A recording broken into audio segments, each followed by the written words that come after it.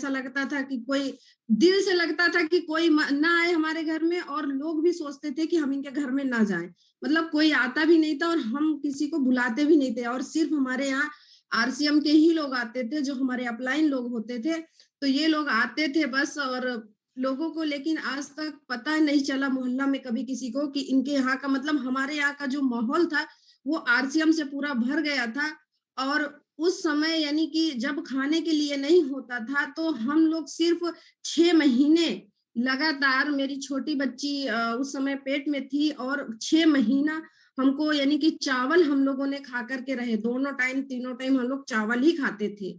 रोटी यानी कि बनाने की आटा ही नहीं होता था, गेहूं ही नहीं होता था कि हम लोग रोटी बनाए। लेकिन जब कभी बाई चांस 2-4 किलो आटा ला लेते थे तो हम उसको क्या करते थे, कहीं छुपा के रख देते थे कि हमारे जो अपलाइन आते हैं तो इनको कभी ना पता चले कि ये लोग क्या खाते हैं क्या नहीं खाते। तो मैं उनके लिए खाली रोटी बना देती थी, तो ये लोग खा लेते थे। लेकिन हमारे बच्चे, हम लोग दाल चावल ही खाते थे। और जहां तक कि सर भी बोलते थे मैं भी दाल चावल ही खा लूंगा, सर के लिए रोटी बना दो, क्योंकि सर 2 दिन के लिए आए हैं, 3 दिन के लिए आए हैं।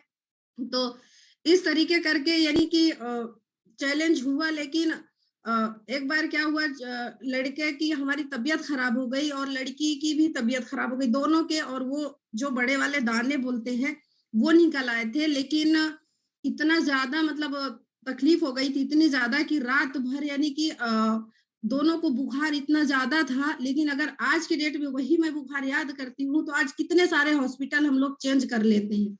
लेकिन उस समय पैसा नहीं हुआ करता था। सारी रात मैंने पट्टी रख करके अपने बच्चों के ऊपर ऐसी दीवार में ऐसी टेका लगा करके बैठी थी, और सर काटोल चले गए थे। और जब सर दूसरे दिन आए तो इन्होंने बोला कि आप हॉस्पिटल ले जा लेना था, बुखार की दवा ला लेना था। बच्चे एकदम बहुत ही मतलब बेहाल थे, दोनों बच्चे। लेकिन कहते हैं कि हॉस्पिटल पास में था, लेकिन पैसे नहीं हुआ करते थे।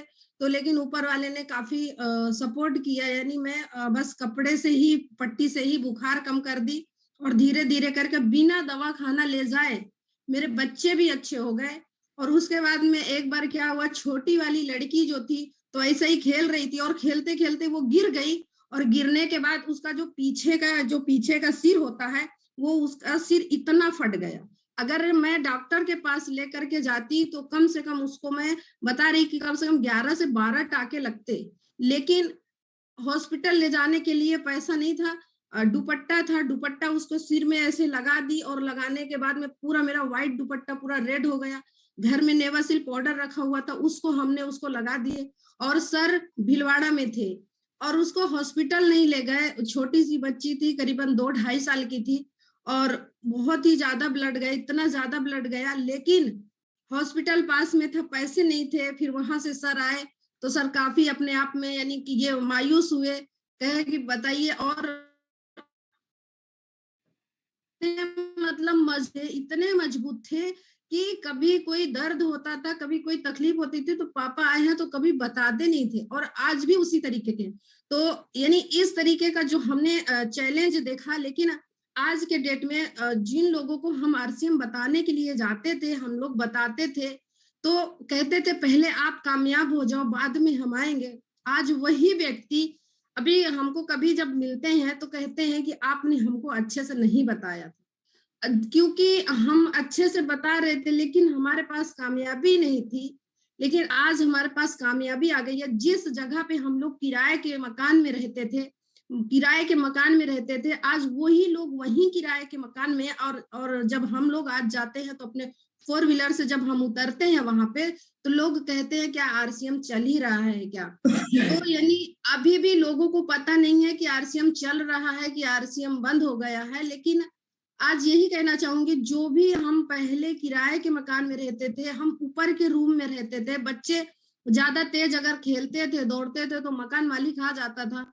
तो मुझे उस समय काफी यानी कि अंदर से बड़ा आग लगती थी कि क्या बच्चों की उम्र है तो खेलेंगे नहीं क्या। तो वो आकर के हमेशा चिल्लाने लगते थे। तो मैं हमेशा सर जी को बोलती थी क्या हमारा घर नहीं बनेगा क्या खुद के, ताकि हमारे बच्चों की अभी उम्र है तो खेलेंगे। तो इस तरीके करके हमने जब, तो बोले क्यों नहीं बनेगा, अपन जो सिस्टम कर रहे हैं तो इससे तो बनेगा ही बनेगा। लेकिन हमने जब घर अपना बना लिया तो आज मुझे मतलब महसूस नहीं होता है कि क्या मेरा खुद का अपना घर है। जब मेरा घर सिर्फ नीचे नीचे का बना था, डी कुमार सर घर पे आए हुए थे तो कह रहे थे कि ये पिलर है ना, ये पिलर के ऊपर अभी कितनी मंजिल बोले खड़ी हो जाएगी। तो आज डबल फ्लोर का मेरा मकान बन चुका है। तो बस सर की कभी कभी मुझे बात याद आती है, डी कुमार सर की, जब मैं कभी अकेले में रहती हूँ। वो बोलते हैं कि पिलर मजबूत करिए, पिलर मजबूत करिए, यानी अपने नीचे रॉयल्टी और टेक्निकल मजबूत करिए, यही हमारे पिलर हैं। तो वाकई में अगर हम रॉयल्टी और टेक्निकल अपन मजबूत करते हैं तो ये हमारे पिलर हैं, क्योंकि मुझे घर से एहसास हुआ कि नीचे फाउंडेशन कितना मजबूत है तो आप ऊपर कितनी अच्छी बिल्डिंग बना सकते हैं। तो बस यही दिमाग में अभी रख करके और इसी तरीके का अभी जो भी हमारे नीचे में है, बस उनके हम सपने दिखाते हैं और सपने दिखा करके आज इस तरीके का यानी कि ये काम करते हैं। और काफी यानी चैलेंज रहा जिंदगी में, क्योंकि अब इतने दिन की चैलेंज जो भरी कहानी है तो वो एक दिन में तो बता नहीं सकते हैं। लेकिन फिर भी मैं सारे लोगों से यही कहना चाहूंगी कि जो भी चैलेंज है, जो भी दिक्कतें हैं दुनिया में, अगर आप इस सिस्टम को अगर आप अच्छे से दिल से और लगन से अगर करते हैं और ज्यादा नहीं, मात्र और मात्र अपने आप को 4 से 5 साल अगर आरसीएम में समर्पित कर देते हैं दिल से जान से, तो आने वाला जो 7 पीढ़ी है वो आपका एकदम सही साथ हो जाएगा। कभी आपके घर में पैसे के लिए तो कभी दिक्कत ही नहीं आएगी। कि जिस तरीके आज मैं पैसे पैसे के लिए मोहताज होती थी, मैं पता है 4-4 5 साल हो गया था, करीबन 5 साल हो गया था, बहन के यहाँ की शादी थी, सगी बहन के बेटे की शादी थी, वो शादी में भी हम नहीं गए। छोटी वाली हमारे बहन थी, उसके 2 बेटियों की शादी थी, लगातार 2 बेटियों की शादी थी, उस शादी में भी हम नहीं गए, कोई बर्थडे में भी नहीं गए। कितने कार्ड आते थे शादी के कार्ड आते थे, रख लेते थे, लेकिन हमको पता ही नहीं रहता था कब की तारीख है, कब की क्या शादी है। लोगों ने काफी यानी सगे में जब हम शादी में नहीं गए, अपने सगी बहन के यहाँ शादी में नहीं गए, तो उन्होंने कहा तुम लोगों को ना ज्यादा क्या बोलते हैं, जान पहचान बहुत ज्यादा इंडिया लेवल से हो गई है ना, इसीलिए रिश्तेदारों को बोले भूल रहे हो। लेकिन उस समय उन्होंने क्या बोला क्या नहीं बोला, लेकिन मेरा काम था सुनने का, मैंने उनको पलट के जवाब नहीं दिया। लेकिन मुझे पता था दूर दराज में शादी है, जाऊंगी, पैसा भी लगेगा, समय भी जाएगा, क्या मतलब आएगा। क्योंकि सर ने बोला था एक बार सुजीत सर आए थे घर पे, उन्होंने बोला था ये छोटी छोटी जो खुशियां है ना, इनको बड़ी खुशियां पाने के लिए इनको त्यागना पड़ेगा। तो दिमाग में बस वही लॉक लग गया था कि ये तो छोटी छोटी खुशियां हैं, क्या आज से शादी ब्याह खत्म हो जाएगा क्या, अभी तो शुरुआत हुई है। तो इस तरीके करके हम कोई शादी ब्याह में, कोई बर्थडे पार्टी, कोई फंक्शन में, कहीं पे भी जाने का बोले तो एकदम से हम लोग संकल्प ले लिए थे कि जाना ही नहीं है। लेकिन फ्रेंड आज मैं बता रही हूँ कि आज के डेट में भी मैं शादी ब्याह में बहुत कम, जो एकदम खास होते हैं वहीं जाती हूँ। लेकिन अब तो हालांकि अभी सुजीत सर बोल दिए हैं कि अब आप फ्री हो गए हैं, अब आप जा सकते हैं, लेकिन अभी कहते हैं कि अभी कहाँ फ्री हुए, अभी तो डी कुमार सर ने बोल दिया है स्टार रूबी, तो अभी स्टार रूबी पे जाना है। लेकिन बस इतना ही कहना चाहूंगी और बहुत अच्छा लगा आज मुझे बोलने का मौका दिया। Great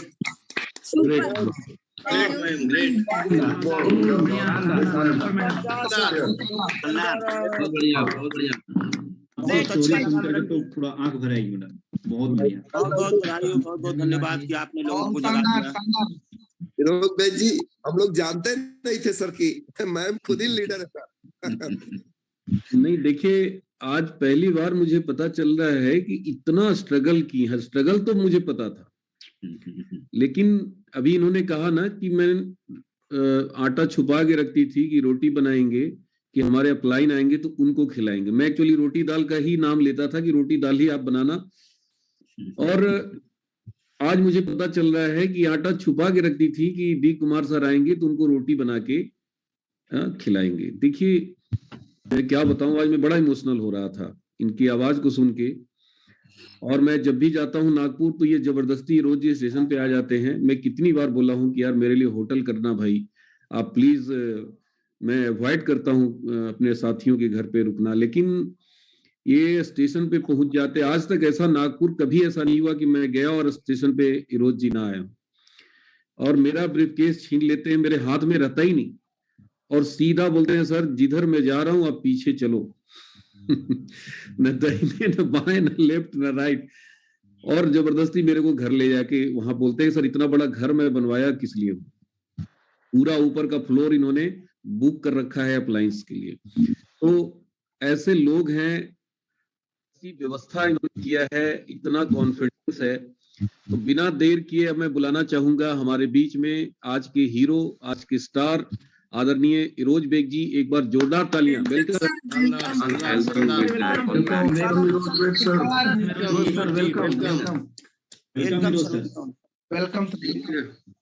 thank you sir. पूरे भारत को गुड आरसीएम, जय आरसीएम। इश्तियाक बेग का प्यार भरा नमस्कार, आदाब, सत श्री अकाल, अस्सलाम वालेकुम। दरअसल मैडम स्टोरी बता रही थी, मैडम तो वो स्टोरी बता रही थी जो घर में थी। जब ने हम आरसीएम की शुरुआत किए थे 2007 में, तो आरसीएम से पहले तो मैं 14 साल की उम्र से सिलाई करता था, और 14 साल की उम्र से टेलर का काम इसलिए करना पड़ा दोस्तों, क्योंकि किसी कारणवश मम्मी पापा पढ़े लिखे नहीं थे, लेकिन उनको उस समय पे WCL का जॉब लग गया था।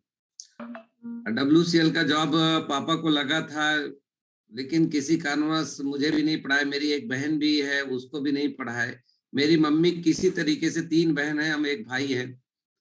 2 बहनों को मेरी मम्मी किसी के कहने पे जबरदस्ती स्कूल में नाम लिखा दी थी, और 2 बहनें, एक बहन 10 क्लास तक पढ़ी है, 2 बहनें 10 क्लास तक हैं, लेकिन एक भाई, एक बहन, मैं और मेरी एक बड़ी बहन, वो अनपढ़ रहे, पढ़ना लिखना नहीं आता था हमको कुछ भी। तो इसलिए मुझे 14 साल की उम्र से मुझे कपड़े सिलने का काम करना पड़ा। टेलर का काम मैं कर रहा था। जब मैं टेलर का काम करना शुरू किया तो मेरे पास एक मशीन थी, एक मशीन से मैंने 4 मशीन बनाई। टेलर के काम से मैंने मोटरसाइकिल खरीद ली। कैसा भी करके घर के लोग मना करते थे, मोटरसाइकिल भी मैंने खरीदी थी टेलर के काम से, तो उसको दूसरे के घर में रखा था। 4S चैंपियन करके मोटरसाइकिल मैंने खरीदी। फिर 2007 में मुझे आरसीएम मिला सुबह के 7 बजे। एक व्यक्ति पानठेले पे आरसीएम का प्लान दिखाता है और बताता है कि नमक खाने से, साबुन लगाने से लाखों रुपए आएंगे, आपके जिंदगी बदल जाएगी। मुझे उसकी बातों पे विश्वास नहीं होता है, लेकिन एक मीटिंग में मुझे इनवाइट करता और एक मीटिंग में मैं जाता हूं, तो पहली बार जिंदगी में मैं सुनता हूं रॉयल्टी जैसी इनकम। पहली बार सुनता हूं कि जिंदगी भर पैसे के लिए काम नहीं करना है। 5 से 10 साल एक ऐसा काम है कि सिर्फ 5 से 10 साल आप काम करेंगे और आपको जीवन भर पैसे के लिए काम नहीं करना पड़ेगा। उस मीटिंग में रॉयल्टी जैसा शब्द मैं पहली बार जिंदगी में सुना था कि एक ही बार पैसे के लिए काम करना है, जिंदगी भर नहीं करना है। तो मीटिंग ने मेरी जिंदगी बदली। मैं बिजनेस को शुरू किया, लेकिन बिजनेस मेरे लिए नया था, मुझे कोई ज्यादा जानकारी नहीं थी। बस इतना पता था उस समय 1500 रुपए में 3 शर्ट पैंट के कपड़े मिलते थे। मैं जब ज्वाइन किया था 2007 में, मुझे अच्छे से याद है कि 10 दिन में मैंने 60 ज्वाइनिंग कराई थी। मेरा थोड़ा गुडविल अच्छा था, सामाजिक मैं कार्य करता था, थोड़ा सा लोगों से जुड़ा था, टेलरिंग का काम था, लेकिन उसके साथ मेरा सामाजिक काम था। 60 ज्वाइनिंग कराई। 70 का स्लैब था, उसमें मुझे याद नहीं है, 70 का स्लैब मुझे मिला था। 1800 कुछ रुपए की इनकम आई थी, पहली इनकम। उसके बाद दूसरे महीने में भी ज्वाइनिंग हुई, ज्वाइनिंग नहीं होती थी। तो उसके बाद फोन आता है जब मैं ज्वाइनिंग कराता हूँ, तो शायद मुझे पता नहीं, थोड़ा सा आज बताते कि मेरे बिजनेस के वजह से कई अपलाइन जो थे जिनकी रॉयल्टी आई थी, तो उसमें फिर अपलाइन यहाँ पे आना शुरू किए। उसमें से आदरणीय डी कुमार सर, जो आज 1000 रूबी पूरे भारत में एक एक व्यक्ति को बनाना चाहते हैं, इस साधारण से लड़के पे विश्वास किया। सर का फोन आता है, बेग साहब आपने तो कमाल कर दिया, आप तो कमाल के हैं, आप बहुत बड़ा कर सकते हैं, आप ये कर सकते हैं। और मैं पहली बार इस तरीके का नाम और अपना प्रोत्साहन सुना था। सर ने मुझे बहुत सारे टिप्स बताए, मैं बात करूंगा उसके ऊपर में, क्योंकि एक दिन में मैं सारी स्टोरी इतने दिनों की नहीं बता सकता हूँ। 2007 से लेकर 2022 तक का सफर है। इस सफर में अगर पूरी बातें मैं करूं तो शायद मुझे लगता है कि वो पूरी नहीं होगी, लेकिन सत्संग में मैं कुछ बातें बता पाऊंगा।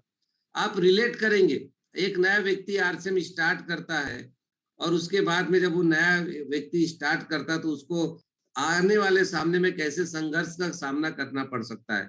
क्योंकि 90% 95% लोग इस बिजनेस को क्यों छोड़ के चले जाते, क्योंकि आने वाला समय जो आगे का है वो देख नहीं पाता, उसके सामने में वो घटना होती, इस वजह से वो बैक हो जाता है।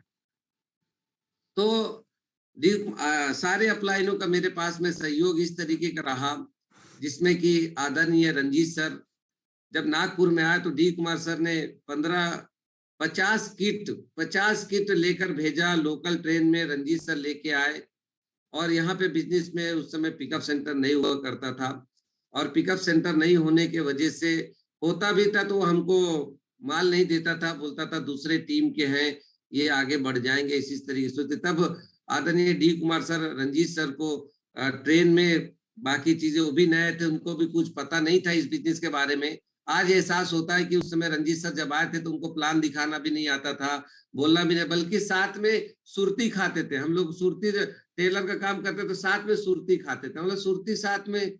तो इस तरीके से वहां एक कहावत खाती, सुरती खाए फुर्ती बाढ़े, ऐसा बोलते थे कि साथ में सुरती खाते थे। तो टेलर का काम हम लोग करते थे, बोले तो भाई दबा लिए तो अपलाइन भी धीरे से ले लेता था। सारे अपलाइन में कई लोग, हमारे अजीत सर भी धीरे से कभी कभी दबा लेते थे, वो भी रहते थे। तो अरे आज हीरो सर सब खोल लिए। देखिए बात यह है कि देखिए यहाँ पे क्या कहानी है, लेकिन आज की डेट में इतना बड़ा परिवर्तन, इतना बड़ा बदलाव, सर जब आते थे ना बात करने का था, लेकिन संघर्ष कितना बड़ा रहा। अपलाइनों का संघर्ष मेरे साथ में भी था। अपलाइनों का संघर्ष कैसा था मेरे साथ में, रंजीत सर आए, 40 दिन तक एक पिकअप सेंटर खुलवाना था। एक छोटे से कमरे में, घर में तो नहीं, मेरी दुकान होती थी, दुकान के ऊपर में एक छज्जा था, छज्जे पे जो है कि कंप्यूटर में बिल मारा करते थे। उस समय मैं कंप्यूटर खरीद लिया था और रात भर बिल मारते थे। दूसरे का पीसी उनको भी चलाना नहीं आता था, ना उनका आईडी ना पासवर्ड, सारा सर और हम ही देखा करते थे। तो रंजीत सर जब किट लेके आए थे ट्रेन में, लोकल डब्बे में, और वो भी 50 किट, कैसा करके हमने एक लड़के को भेजा था, वो किट आई, ज्वाइनिंग की बाढ़ लगी।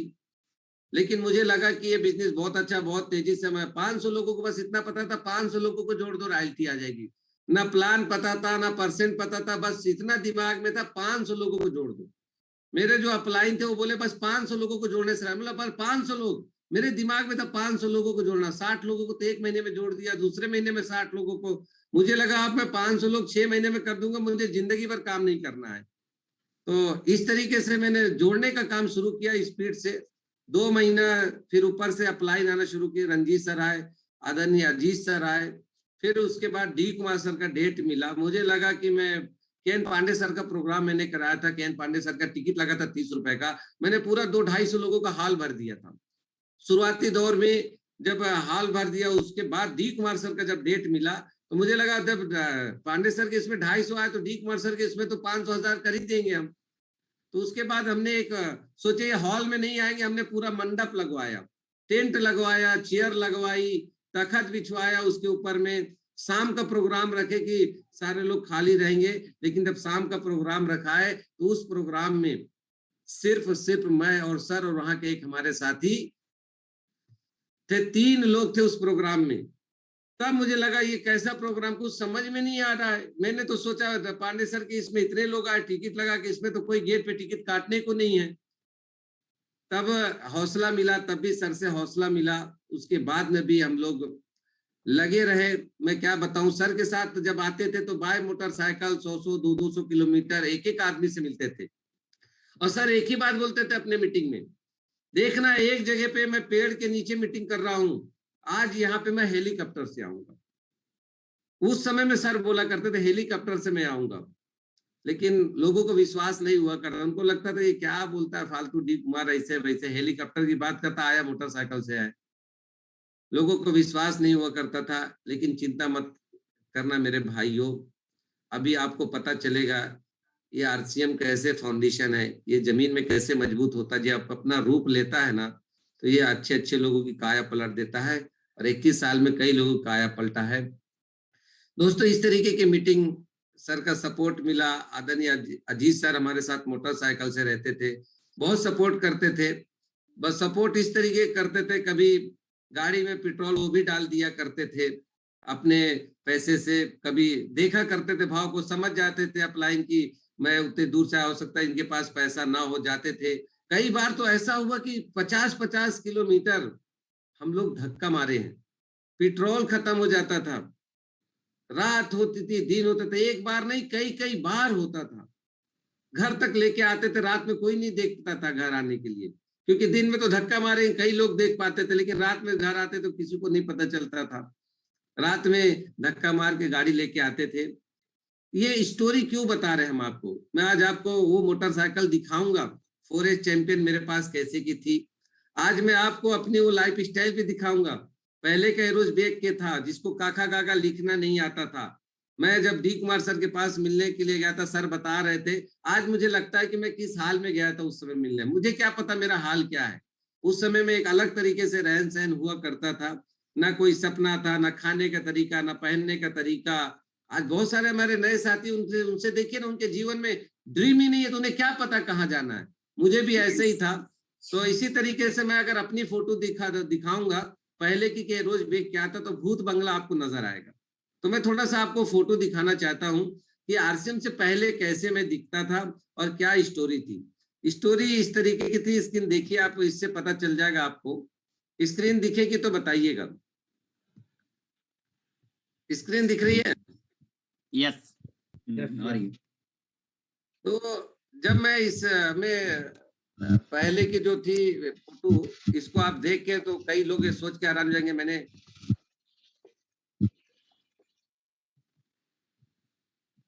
दिख रही है फोटो? दिख रहे थे। ये रोज बेग था, ये भूत बंगला था कि कोई भी इसके पास में इस तरीके से अगर रहा। कई लोग इसकी फोटो निकाल रहे हैं, मैं देख रहा हूँ, टेलर वाला फोटो सर। ये टेलर से पहले का भी, जैसे टेलर के साथ में टेलर का भी फोटो मैं दिखाता हूँ आपको, चिंता मत करिए। लेकिन इस तरीके के मेरे हालात होते थे, ना बाल कैसे रखना है। लेकिन आज आरसीएम ने देखिए क्या कमाल कर दिया। एक अनपढ़ लड़के को, उसको पढ़ना लिखना नहीं आता था, काका काका नहीं आता, 3 साल तक मुझे प्लान दिखाना भी नहीं आता था, यानी गोला फाड़ना भी नहीं आता था। सारा काम मेरे प्यारे इतने अपलाइन में क्या बताऊं। अगर मैं बहुत धन्य हूं कि जैसे अनपढ़ पे मेरे अंदर सिर्फ एक कॉन्फिडेंस था, विश्वास था, लोगों को मैं ला सकता हूं। लेकिन मेरे अपलाइन जितने भी थे लगातार नागपुर आते रहे।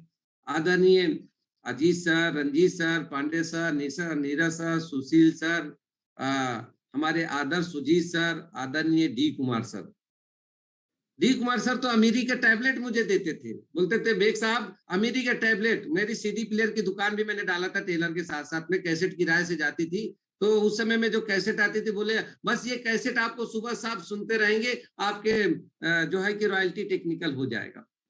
अमीरी का बस एक टैबलेट, वो मैं कैसेट लगा देता था, रफ्तार बताते थे, हाई स्पीड बताते थे, बोलते थे आपके कारोबार में स्पीड आ जाएगी। हाई स्पीड में सुनता था। जो है कि कोई ऐसे कैसेट नहीं सर ने जो प्रमोट किया, बोलते थे कम से कम इनको 200-200 बार, 1,000 बार आपको सुनना। मैं सुबह लगाता था, शाम में लगाता था, रोज में सुनता था। तो सर अमीरी का टैबलेट बताते रहे। उस तरीके की गाइडलाइन से एक अनपढ़ लड़का जिसको पढ़ना लिखना नहीं आता था, आज पढ़ना लिखना तो छोड़िए, अभी मैं आपके सामने में मेरा दूसरा लैपटॉप है। आरसीएम में पहला लैपटॉप आया था विप्रो कंपनी का, मेरे को चलाना नहीं आता था। मेरे को www.rcmbusiness.com बस इतना ही पता, और आगे कुछ नहीं पता था। मैंने लैपटॉप लिया विप्रो का, उस समय में 30,000 के ऊपर का आता था, वो मैंने लैपटॉप लिया। ये दूसरा लैपटॉप से मैं बात कर पा रहा हूँ, वो भी ये लैपटॉप भी मैंने लिया तो हाईटेक लिया। मेरे को अभी भी इसका कुछ समझता नहीं है। ये स्क्रीन टच है, इसके साथ में पता नहीं कितने सारे फंक्शन है कि आने वाले 10 साल तक भी अगर नई इसमें नई टेक्नोलॉजी आएगी तो भी इसके अंदर ये कवर करेगा। 80 से 85 हजार का टैबलेट है, यानी इस तरीके का ये लैपटॉप मैंने लिया हूं। मेरे को सिर्फ अभी भी इसमें क्या नहीं आता, वाईफाई कनेक्ट नहीं करना था। अभी बेटे को मैंने उठाया, बेटा उठ मीटिंग है, तू आ थोड़ा सा वाईफाई से कैसे कनेक्ट करते हैं तू कर, क्योंकि आज कल ही मेरे साथ चैलेंज हुआ। जब बड़ा काम होता है तो उसके साथ चैलेंज कैसे आता है। शाम के 4 बजे से मैंने वाईफाई कनेक्शन जो लिया है वो वाईफाई कनेक्शन बंद है। मैंने बोला 2-2 मोबाइल में डेटा कर और डेटा से इसको कनेक्ट कर, मोबाइल से कनेक्ट कर। तो वो मोबाइल से कनेक्ट किया, एक मोबाइल पे भी मैंने ऑप्शन के लिए दूसरे मोबाइल पे भी मीटिंग चालू करके रखी कि किसी तरीके से अगर ये डेटा खत्म होता है तो मैं दूसरे मोबाइल पे कनेक्ट रहूं। तो बेटे ने कनेक्ट करके दिया।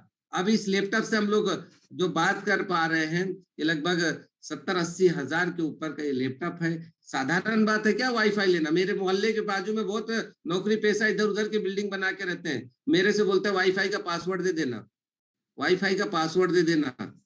समझ रहे हैं बात को? इतना आसान नहीं है वाईफाई का कनेक्शन भी ले लेना, ब्रॉडबैंड ले लेना। समझ रहे हैं? तो इस तरीके का ब्रॉडबैंड, ये कहीं से ताकत किसकी है? आरसीएम की ताकत। किसी को मैं खुद चुमटी काटता तो मुझे विश्वास नहीं होता, वही एरोस बेग है जिसके घर में ऐसी परिस्थितियां थी, अगर मैं आरसीएम लेके जाता था तो मेरे समाज के लोग बोले इसके मौत मिट्टी में मत जाना, ये जय आरसीएम बोलता है, ये मुसलमान नहीं फुसलमान हो गया है। लेकिन वो अंदर आत्मा से नहीं जानते थे मेरे भाई। मैं क्या बताऊं, मैं किसी कारणवश नहीं जा पाता था, मैं समाज मेरे को पसंद नहीं करता था, मैं कर चुका था, मैं दुनिया से अलग हो चुका था, मेरा दोस्त अलग हो चुके थे, मेरे लोग अलग हो चुके थे।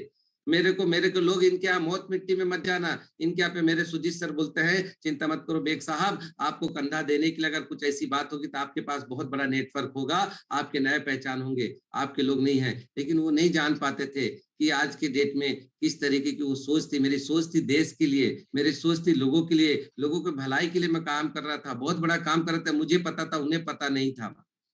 यहाँ तक कि जब आरसीएम हमने शुरुआत किया था तो मेरे घर पे मैडम को इस तरीके का मजाक उड़ाया जाता था, सब्जी भी आती थी तो मोहल्ले के लोग टॉन्ट कसते थे, आरसीएम की सब्जी होगी तो लेंगे, आरसीएम की सब्जी होंगे तो लेंगे, इस तरीके के टॉन्ट कसते थे। यानी इस तरीके से बोला करते थे कि मैं बता नहीं सकता आप लोगों को दोस्तों। लेकिन आज वो सारे लोग सर नीचे झुका देते हैं। उसी मोहल्ले में जहां मैं जाता हूं, जब 12 लाख की कार से उतरता हूँ, सूट बूट से उतरता हूँ, तो बोलते हैं यार तू तो चेंज हो गया है, अरे यार तू तो बदल गया है, तू तो सही था, तेरा डिसीजन सही था, तू अभी भी आरसीएम कर रहा है। इस तरीके के लोग बात बोलते हैं। मैडम ने तो बहुत साथ दिया, क्योंकि मैडम का बहुत बड़ा संघर्ष रहा, क्योंकि जब हम आरसीएम शुरू किए थे मैं घर का एक लौता लड़का था। घर का एक लौता लड़के होने की वजह से पापा मेरे सर्विस पे थे, और सर्विस पे रहने के बाद में मेरे पापा 2006 में रिटायर हो गए। आरसीएम 2007 में मिला, 2006 में मेरे पापा रिटायर हुए। मेरे पापा की जो पेंशन थी वो 2000 रुपए पेंशन है। जब मेरे पापा रिटायर हो गए तो उसके बाद उन्होंने अपने लाइफ में एक मोटरसाइकिल तक नहीं खरीदी, एक साइकिल की सोच भी नहीं थी, क्योंकि इनकी संगत सही नहीं थी। क्योंकि वो उनका संगत इस तरीके से था, 15 ड्यूटी करते थे, यानी जो उनको पैसा मिला था रिटायरमेंट से ड्यूटी का, वो पूरी 2 बेटियों की शादी करने में लगा दिया। उसके बाद मैं टेलर का काम करते रहा, लेकिन जब आरसीएम करना पड़ा तो टेलर का काम मेरा अच्छा चलता था, 4-5 कारीगर थे, 10-20 हजार रुपए मैं उससे कमाता था। लेकिन जब मैं आरसीएम में उतरा, मेरे को पूरा कि आरसीएम ही करना है और मेरे को जिंदगी भर काम नहीं करना है। टेलर का काम कर करके कमर टूट जाती है, सुबह दुकान खोलो, रात दिन काम करना, सीजन वाइज काम होता था, सीजन वाइज काम करना पड़ता था, काज बटन करना पड़ता था, बड़ा खराब लगा करता था। इतना मेहनत का काम, इतना मेहनत का काम में मैं क्या बताऊं, और वो भी एक लिमिटेड इनकम। अगर हम 150 रुपए पैंट शर्ट की सिलाई लेते थे, दिन भर में 3 पैंट शर्ट बनाते थे, तो उसके बाद आधा तो कारीगर को चला जाता था, दुकान का किराया चला जाता था, उसके बाद बचता क्या था परिवार चलाने के लिए। कैसा भी काट के भी हम परिवार को चलाते थे। लेकिन आरसीएम बस ये रॉयल्टी के लिए हम इस बिजनेस में आए थे। जब आरसीएम करना शुरू किए, आरसीएम करते समय फिर मेरे पास जोश और होश, मैं कहते हैं जोश और होश इस बिजनेस में अपलाइन बोलते हैं ना, जोश और होश के साथ करना। तो मैंने जोश तो था मेरे अंदर, लेकिन होश मैंने गवा बैठा। मैंने दुकान को अपने कारीगर के भरोसे छोड़ दिया, और दुकान जब कारीगर के भरोसे बोलते ना कि छोड़ दो, तो उसके बाद अगर क्या हो सकता है, 6 महीने के बाद वो दुकान बैठ गई, मुझे कोई पैसा नहीं मिलने लगा। मेरे साथ फिर संघर्ष आने लगा, मुझे फील्ड पे जाने के लिए पैसा चाहिए, परिवार चलाने के लिए पैसा चाहिए, परिवार चलाने के लिए भी पैसा का मैं फिर मोहताज होने लगा। पैसे के लिए मैं मोहताज होने लगा। एक समय ऐसा भी मैंने देखा, मैडम को पास में कुछ जेवरात थे, मैं बोला मेरे को संघर्ष कितना भी पड़ जाए, लेकिन मुझे जीवन भर काम नहीं करना है। कुछ जेवर को मैंने रख दिया, गिरवी रख दिया, वो मैंने अभी तक छुड़ा नहीं पाया था। मैं वो जेवर उनके मैडम के मैंने रखा, यहाँ तक कि लास्ट में एक नाक की लौंग बची थी, मुझे फील्ड पे जाना था, पैसा नहीं था, और मोबाइल में पैसा लगता था उस समय आने का भी और जाने का भी। और उस समय में मैंने मोबाइल टेलर के काम से उस समय में पहले मोबाइल ले लिया था, वो 3230 करके, जिस समय किसी के पास नहीं होता था। लेकिन ऐसा भी चैलेंज आ गया कि ऐसे भी बैंक क्योंकि परिवार से सपोर्ट नहीं था, मम्मी पापा भी चले गए थे, नौकरी उनकी छूट चुकी थी, और मुझे तो आरसीएम पूरा समझ में आ गया था। लेकिन जब मैं फील्ड पे जाता तो उस नाक की लौंग मुझे आज भी याद है, मैं सुनार के पास रखता हूँ, और मुझे फील्ड पे जाने के लिए उस नाक की लौंग के फिर मैं जाता हूँ फील्ड पे। बहुत सारा संघर्ष रहा दोस्तों, मैं बताता हूँ तो कभी कभी आंख में बैठ के कोने में आंख पे आंसू आ जाता है। मैडम को मैंने कहा चिंता मत करो, मैडम बोलती थी मेरे को घर चाहिए, मेरे को घर चाहिए, मेरे को घर चाहिए, मेरे को घर चाहिए, मैं किराए पे नहीं रहूंगी, मेरे को घर चाहिए। मैं आपको बता दूं, आज यही मैडम जो कि हमारा साथ पल पल दी, लेकिन कभी कभी ऐसा भी होता था, मेरे भाई फील्ड पे आते थे तो घर पे इस तरीके से कभी कभी गुस्सा भी होता था, झगड़ा भी होता था, झगड़ा भी होता था। मैडम कहती थी छोटे छोटे बच्चे लोग ताने कसते हैं, मैं कब तक किराए के घर में रहूंगी, मुझे मेरे को घर चाहिए। हमेशा बोलते थे मुझे सिर्फ कुछ मत दो, मेरे को घर दे दो, मैं घर पे रहूंगी। उसके बाद में जो है कि जब संघर्ष रहा 2009 में हमने इस बिजनेस के हम रॉयल्टी अचीवर बने, इस बिजनेस का मैं टेक्निकल अचीवर बना। एक समय का संघर्ष था, लेकिन वो संघर्ष मेरा दूर हुआ। मैं रॉयल्टी अचीवर जब बना तो मेरे दुख दर्द तकलीफ सब दूर हो गए। मैंने कभी त्योहार नहीं मनाया। ईद का दिन था, ईद का दिन, ईद के दिन बोलते खुशियां होती, लोग त्योहार मनाते हैं। इस बिजनेस में बोलते ना छोटी सी कुर्बानी दीजिए। जिस दिन मुझे रॉयल्टी का था सपना, उस दिन क्लोजिंग था, ईद का दिन था। नागपुर में हम लोग क्लोजिंग के लिए आए थे। मैंने ईद का त्योहार नहीं मनाया। कई बार हमने त्योहार भीलवाड़ा में मनाया। क्यों? छोटी मोटी खुशियों को त्याग करना है। तो आज के डेट में क्या लाइफ स्टाइल हुई मेरे भाई, मैं स्टोरी बहुत दिनों की बताऊंगा तो शायद बरसों लग जाएगा, लेकिन आज का मैं आपको लाइफ स्टाइल दिखाता हूं कि 2007 का एरोज बेग और 2022 का एरोज बेग में अंतर कितना आया है। आज इतना अंतर आया है कि 2022 का एरोज बेग, जो कि एक अनपढ़ कपड़ा सिलने वाले लड़के का जो लाइफ स्टाइल था, आज ये लाइफ स्टाइल है कि पहले तो मैंने मोटरसाइकिल खरीदी डिस्कवर, फिर उसके बाद में मैंने कार खरीदी अल्टो K10 पार्ट 1 में। मैं टेक्निकल अचीवर हुआ। टेक्निकल अचीवर होने के बाद मेरा सेलिब्रेशन हुआ, आंख से पानी नहीं रुक रहे थे, इतना बड़ा मान सम्मान। फिर 2000 में जब मैंने अल्टो K10 ली, आज आपके बीच में मैं दिखाना चाहूंगा कि उस तरीके की, जो कि उस समय मेरे पास एक कैमरा होता था, जो कि मैं फोटो आपको दिखाना चाहूंगा। यहाँ पे दिख रहा है, स्क्रीन दिख रही है? Yes sir.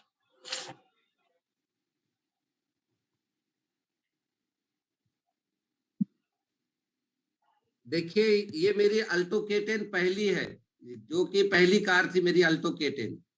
इसमें देखिए, इसमें आदरणीय सुजीत सर, आदरणीय अजीत सर, अरविंद गुप्ता जी भी आए हुए थे उस प्रोग्राम में, सावनेर में हुआ था, और रंजीत सर और मैं यहाँ पे देखिए दिख रहा हूँ बाजू में, मेरे पीछे में बाजू में मेरे अपलाइन जिन्होंने मुझे स्पॉन्सर किया था, श्रवण कुमार यादव, उन्होंने तो इस बिजनेस से आउट हो गए। कोई और होता तो मैं भी आउट हो जाता। उन्होंने इस बिजनेस में आने के बाद क्या नहीं किया, मेरे साथ इतना डिमोटिवेट किया, कई कंपनी का प्लान दिखाए, मैं आज आपको बता रहा हूँ। मेरे साथ दोस्ताना हो चुका था, लेकिन किसी कारण 6 महीना साल भर चलने के बाद वो नागपुर से जाना पड़ा उन्हें, और आज तक नागपुर नहीं आया आरसीएम को लेके। अगर मैं उनको देखा होता तो आज मैं आरसीएम में नहीं होता। कई मेरे को ऑफर दिए, मैंने उनको ब्लॉक कर दिया। मैंने अपलाइन को परामर्श लेने की कोशिश की, अजीत सर को बोला सर देखो ऐसे ऐसे कंपनी का लालच देते हैं। मैं आज जो चीज खुल के बताता आपके साथ हो सकता है, लेकिन बहुत सारे लोग इस बिजनेस को छोड़ के इसलिए चले जाते। कभी कभी उनका इमीडिएट अपलाइन भी उनको बहुत सारे प्लान दिखा देता है, उसके वजह से भी वो बाहर हो सकता है, या अपलाइन बिजनेस से चला जाता तो भी बाहर हो सकता है। लेकिन मैं बहुत लकी था इस मामले में कि मेरे अपलाइन आदरणीय रंजीत सर, आदरणीय Ajit sir, D Kumar sir हम लोगों को गाइड करते रहे, उनके संगत में हम रहे। ये देखिए मेरी अल्टो K10, यहाँ पे देखिए, ये अल्टो K10 लेने के बाद ये मेरी पहली कार 2007 में। उसके बाद में वो लाइफ स्टाइल में मैं अभी का आपको दिखाता हूँ कि फोटो 2007 में और अभी की इसमें क्या था फर्क आपको देखने को मिलेगा। ये देखिए मेरी मोटरसाइकिल 4S चैंपियन बजाज। कई मेरे भाई बड़ा अच्छा काम कर रहे हैं, थोड़ा सा वो सोच रहे हैं कि इसी तरीके की मैं अपनी कार लेके आऊंगा। शायद बर्दाश्त नहीं होता ना कई लोगों से, आरसीएम की कामयाबी जब आती है ना तो कहता है ना कि तेरी चलती तो मेरी जलती है, ऐसे कुछ हो सकता है।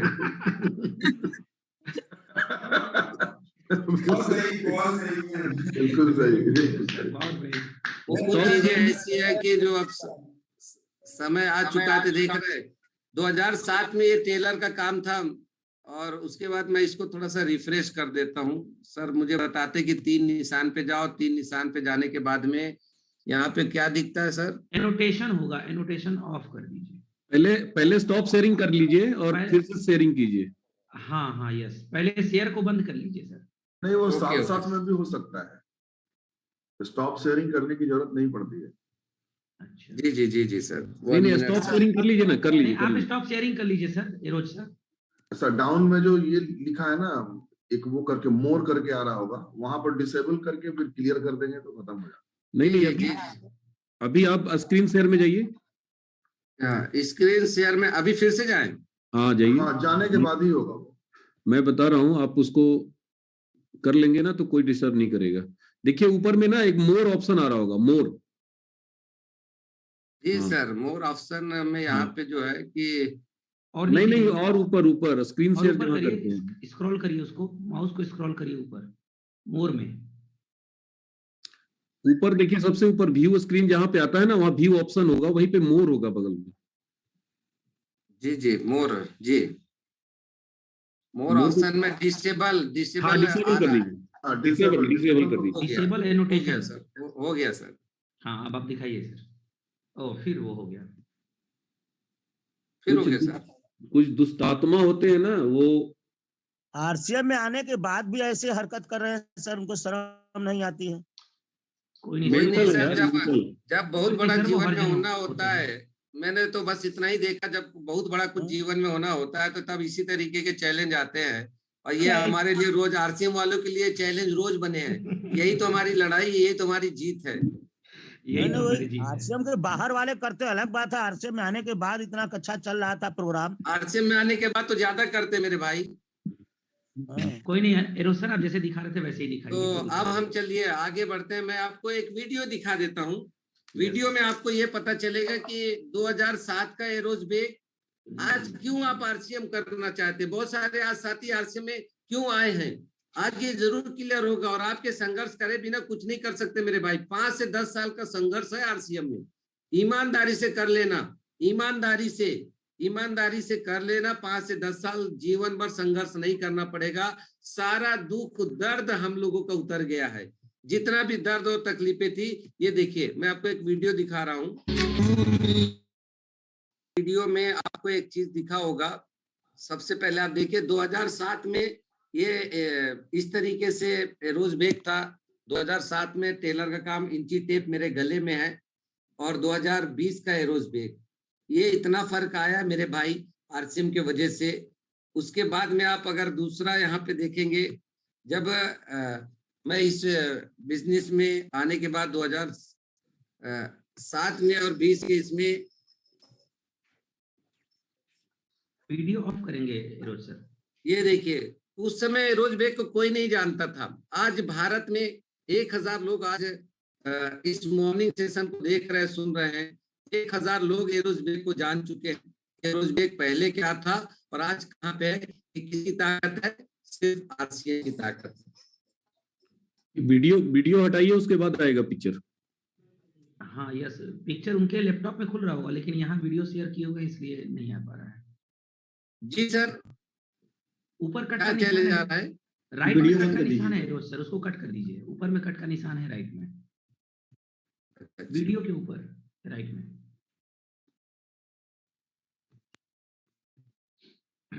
ओके, थोड़ा सा स्टॉप शेयर कर दीजिए, फिर से स्टॉप शेयर करके फिर से करिए।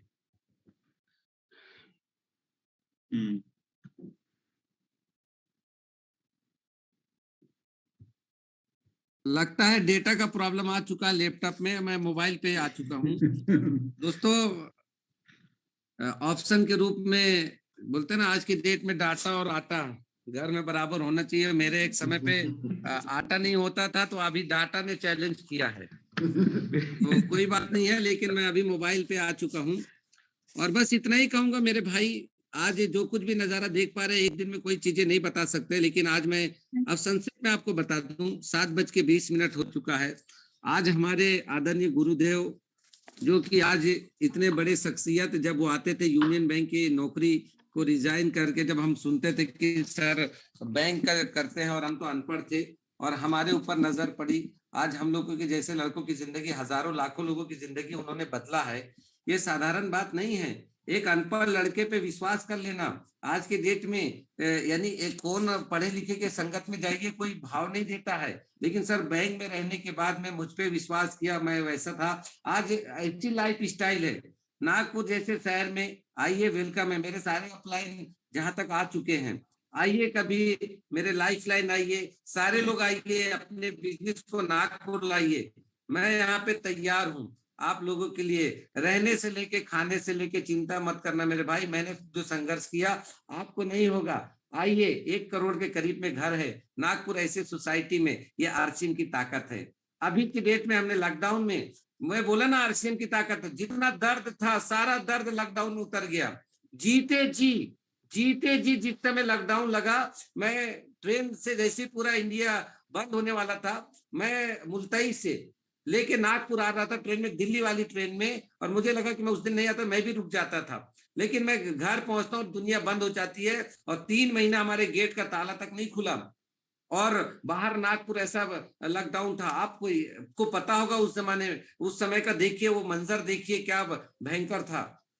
जहां दुनिया की इनकम बंद हो चुकी थी, लोग हताश हो चुके थे, उस समय में आरसीएम अपने लहरों पे था। लोगों की सेवा दी गई, इनकम डबल हो गई। उस समय में जहां दुनिया सोच रही थी कि कुछ पैसे इकट्ठा कर ले, उस समय में हमने टाटा नेक्सॉन कार बुक की, वेटिंग में थी।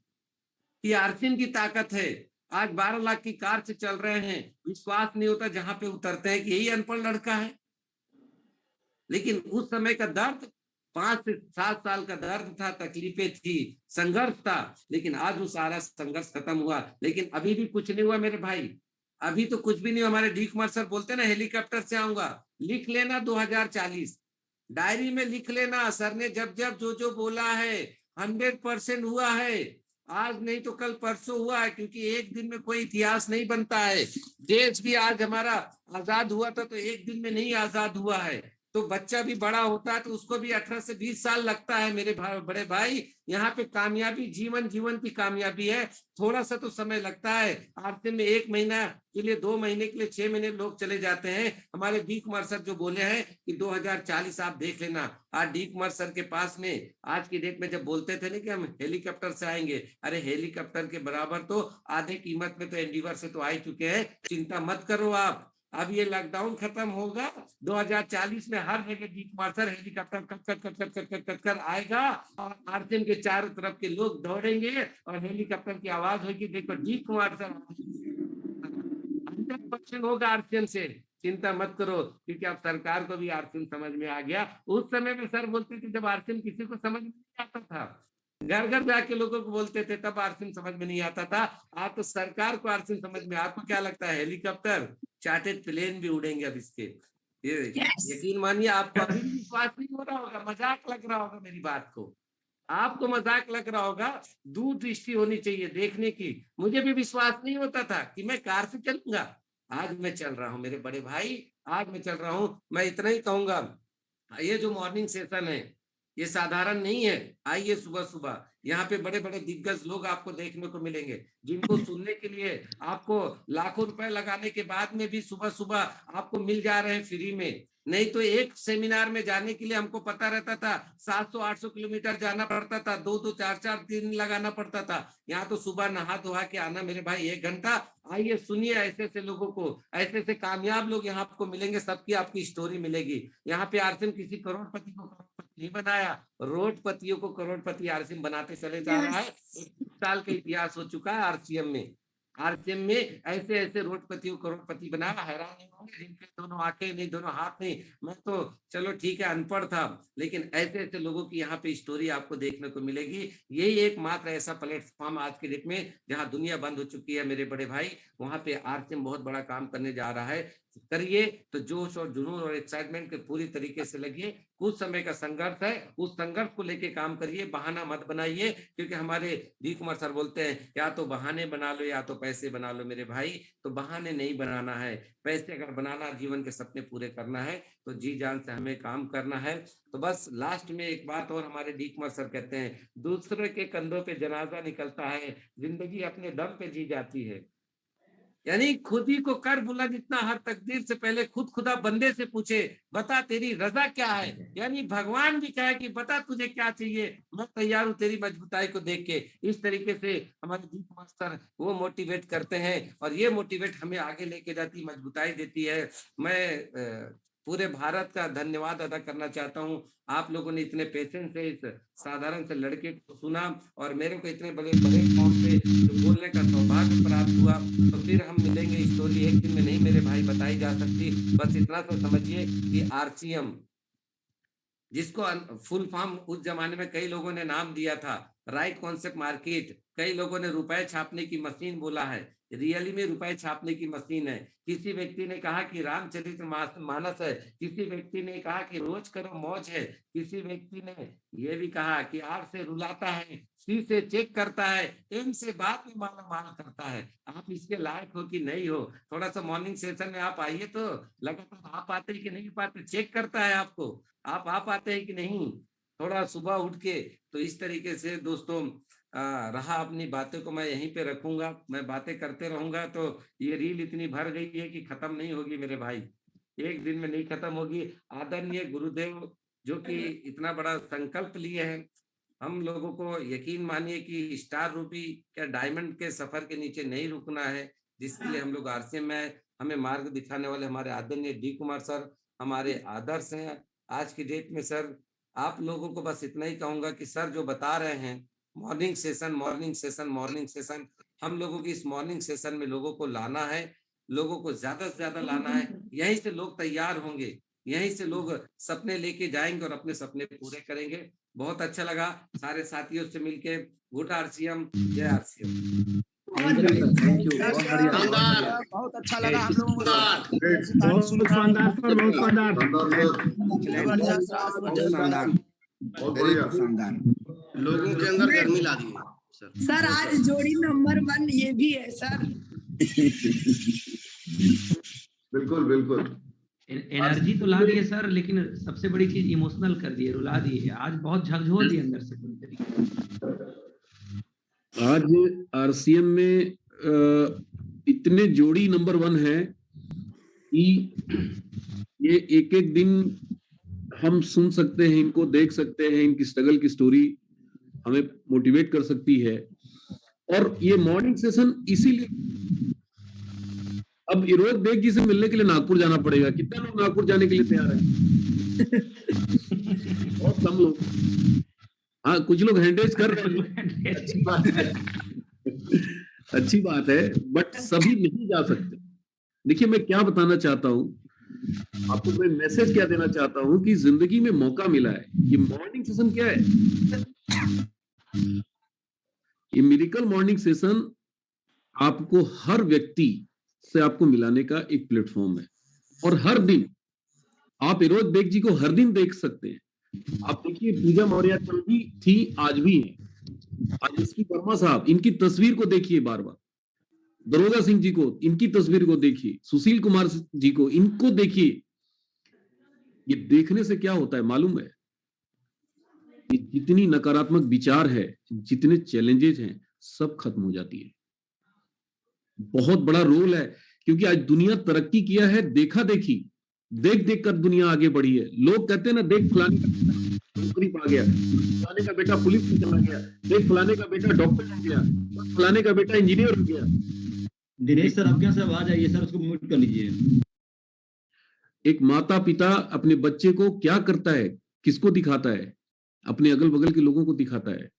अब हमारे अगल बगल आरसीएम के एमराल्ड नहीं है। आरसीएम के रूबी स्टार अभी नहीं है, चारों तरफ माहौल अभी नहीं है, और वही माहौल आपको ये मिरेकल मॉर्निंग सेशन दे रहा है। आप अगल बगल मत देखिए, सुबह सुबह आ जाइए ये इस जूम पे और देखिए फिर कमाल। ये पूरा खेल साइकोलॉजी का है, और साइकोलॉजी दूसरों की साइकोलॉजी को बदलना नहीं है, पहले अपनी साइकोलॉजी को बदलना है। हमारी खुद की साइकोलॉजी चेंज नहीं होगी तो हम दुनिया की साइकोलॉजी नहीं बदल सकते।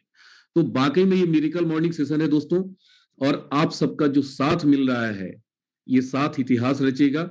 एक बार फिर से मैं याद दिलाना चाहूंगा, 1000 बीवी पर डे। कल कुछ साथियों ने 26 जनवरी मनाया है। देखिए, मेरे पास सारा लेखा जोखा रहता है, मैं नाम नहीं लूंगा, लेकिन आपका पूरा जन्म कुंडली है मेरे पास, आरसीएम की जन्म कुंडली। होता है ना एक बाबा जो दूर से देख के बता देते हैं कि तेरा भविष्य कैसा है, तेरा भूत कैसा था, तो आरसीएम वाले बाबा है। हाँ, वो बता देगा कि कहाँ पे आप गलती कर रहे हैं। कुछ दिन के लिए भूल जाइए, 26 जनवरी भूल जाइए, कुछ दिन के लिए छोटे मोटे त्योहार भूल जाइए। अभी हीरोज जी ने क्या बताया कि ईद भी इन्होंने नहीं मनाई।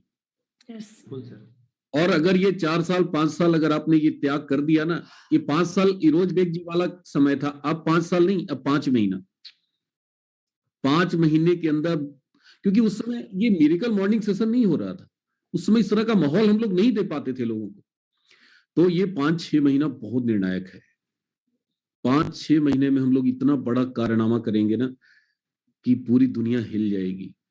अभी 26 जनवरी हो, ईद हो, दिवाली हो, बकरीद हो, होली हो, कोई फर्क नहीं पड़ता। अगर आपने ये छोटी छोटी कुर्बानी, छोटी छोटी खुशियों का त्याग कर दिया, तो दोस्तों आज क्या शानदार लाइफ स्टाइल है रोज बेग जी का, आज क्या शानदार लाइफ स्टाइल है पूजा मैडम का, आज क्या लाइफ स्टाइल है बबलू जी का, आज क्या लाइफ स्टाइल है रवि पांडे जी का। ये सब आप यहाँ पे जितने साथी मेरी आवाज को सुन रहे हैं, ये आपकी जिंदगी में आ सकता है। सतीश पंडित जी बोलते हैं कि बड़ी खुशी पाने के लिए छोटी खुशी छोड़ना पड़ता है। इंसान छोटी खुशी छोड़ ही नहीं पाता, और यही कारण है कि बड़ी खुशी हासिल नहीं कर पाता। तो जिंदगी में बड़ी खुशी चाहिए तो छोटी छोटी खुशियों का त्याग